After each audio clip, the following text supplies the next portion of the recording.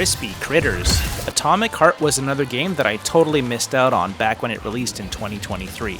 Apparently the game was criticized by numerous gaming news agencies because its studio possibly had direct ties to Russian interests, with its revenue made from the game possibly going towards helping fund the Ukraine war. Damn, apparently it was complicated. I won't make any socio-political statements here, but the game's developer Munfish, let's just say, they were really put through the ringer.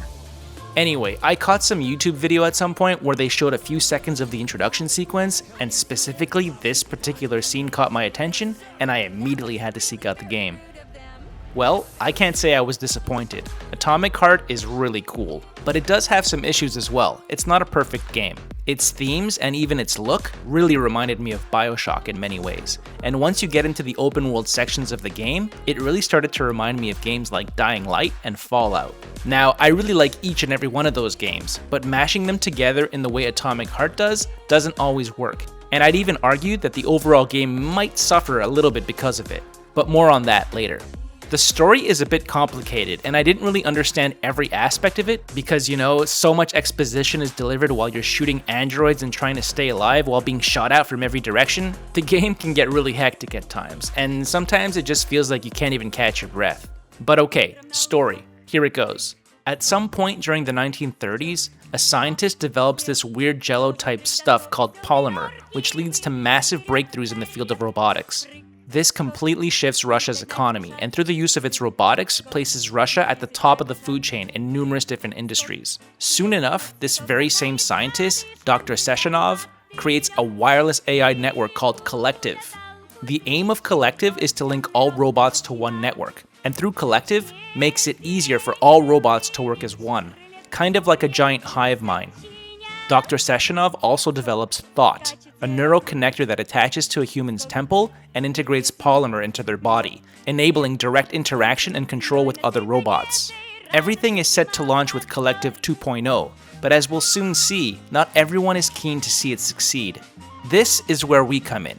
We are Major Sergei Neshayev, also known as P3, working directly for Sechenov, who has saved us from a life-threatening injury a few years back and has now given us a second chance at life through medical science. But it also seems that we're dealing with memory problems. As we make our way to Facility 3826, we get one hell of an introduction.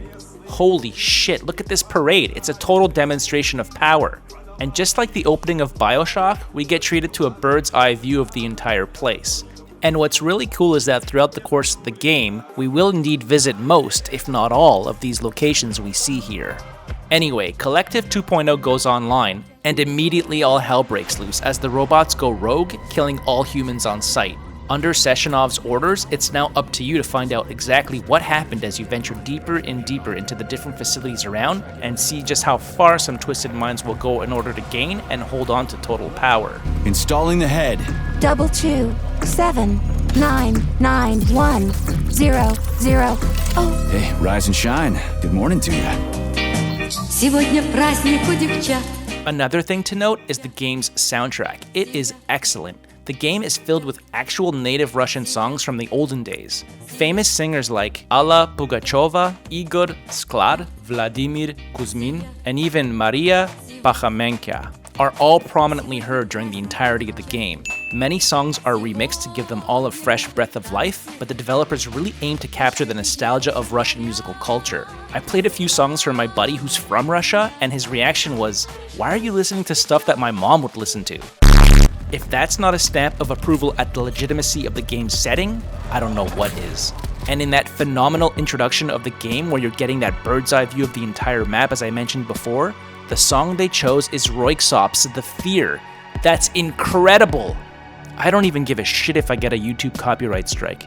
This song is off their 2010 album Senior, and it just fits so perfectly here. And again, this is Roiksop. They never get their music licensed in anything, at least not in the last 20 years. And that's a real shame because they are so good at creating moody atmospheres. I totally lost it when I heard this one pop on. What a great surprise.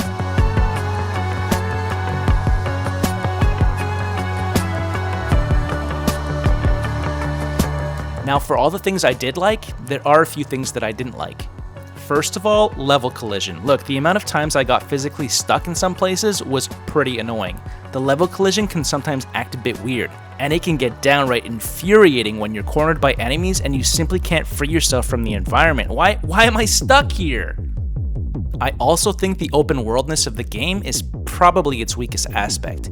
It's really cool that the developers gave us access to go anywhere we want, and I definitely walked around and got lost within the environments during my time with the game, but the coolest parts of the game are within the facilities themselves.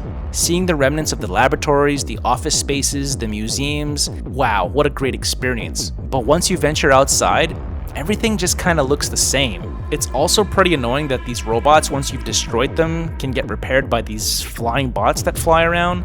It makes combat feel totally useless, and you just don't want to waste your bullets. And God help you if you're trying to hack into a locked door while also trying to keep enemies at bay. Some of these puzzle doors take several seconds to figure out, and sometimes you just find yourself in this impossible looped situation where enemies just keep respawning while you're trying to figure out this damn puzzle door. Now the trophy list, well, it's not that difficult at all. The game was full of missables at launch, but they later added an option for free roam after finishing the story for anyone who may have missed anything. That said, you can't go back into any of the facilities. So if you missed any of the collectibles within them, tough luck. It's probably best to use a guide so that you don't miss anything while playing through the game. There's also a weird brief limbo level where you need to collect 100 apples. And while it's not difficult to spot them, just make sure that you get them all before leaving this area, because once you leave, you cannot return to it. You'll also need to complete all the testing ground levels in order to get all the secret loot. These are like puzzle levels that require you to get through numerous gauntlets. You'll often need to hit switches to rotate rooms and platforms around. They're actually pretty fun. I really enjoyed this part of the game, and they offer a break from the game's open world action. And lastly, there's also a difficulty-related trophy where you need to beat the game on the hardest difficulty, but this can be exploited by switching the difficulty setting during the last boss fight. All in all, Atomic Heart was a really cool game with a few minor issues, but this one is really worth picking up. I recommend it.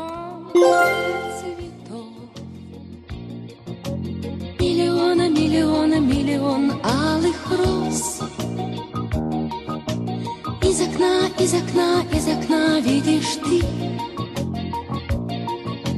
Кто влюблен и всерьез.